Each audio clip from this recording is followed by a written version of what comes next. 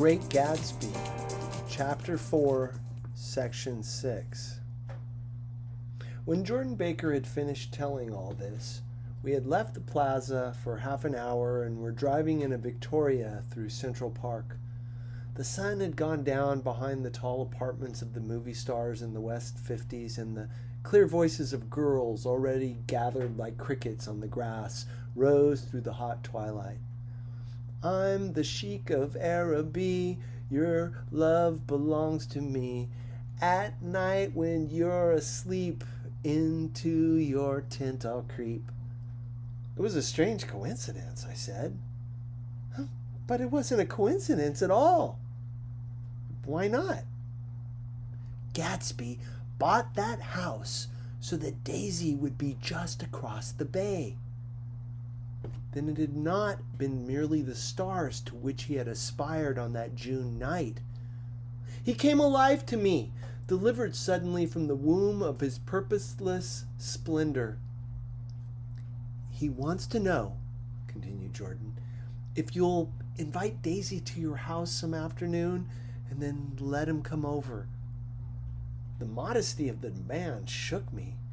He had waited 5 years and bought a mansion where he dispensed starlight to casual moths so that he could, quote, come over some afternoon to a stranger's garden.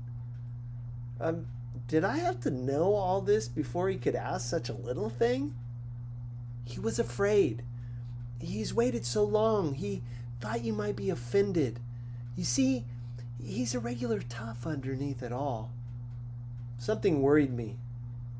Why didn't he ask you to arrange a meeting?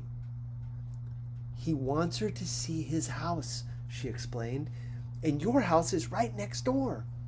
Oh, I think he half expected her to wander into one of his parties some night, went on Jordan, but she never did.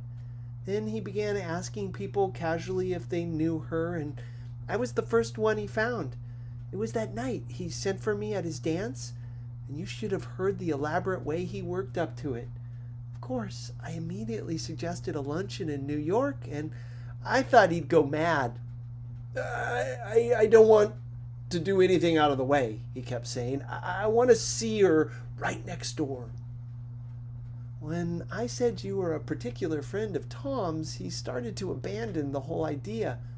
He doesn't know very much about Tom, though he says he's read a Chicago paper for years just on the chance of catching a glimpse of Daisy's name. It was dark now, and as we dipped under a little bridge, I put my arm around Jordan's golden shoulder and drew her toward me and asked her to dinner. Suddenly, I wasn't thinking of Daisy and Gatsby anymore, but of this clean, hard, limited person who dealt in universal skepticism and who leaned back jauntily just within the circle of my arm. A phrase began to beat in my ears with a sort of heady excitement. There are only the pursued, the pursuing, the busy, and the tired. And Daisy ought to have something in her life, murmured Jordan to me. Does she want to see Gatsby?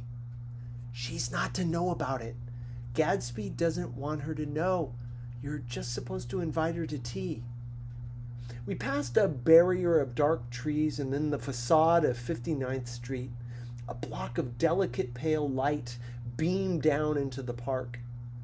Unlike Gatsby and Tom Buchanan, I had no girl whose disembodied face floated along the dark cornices and blinding signs, and so I drew up the girl beside me, tightening my arms. Her wan, scornful mouth smiled, and so I drew her up again, closer, this time to my face.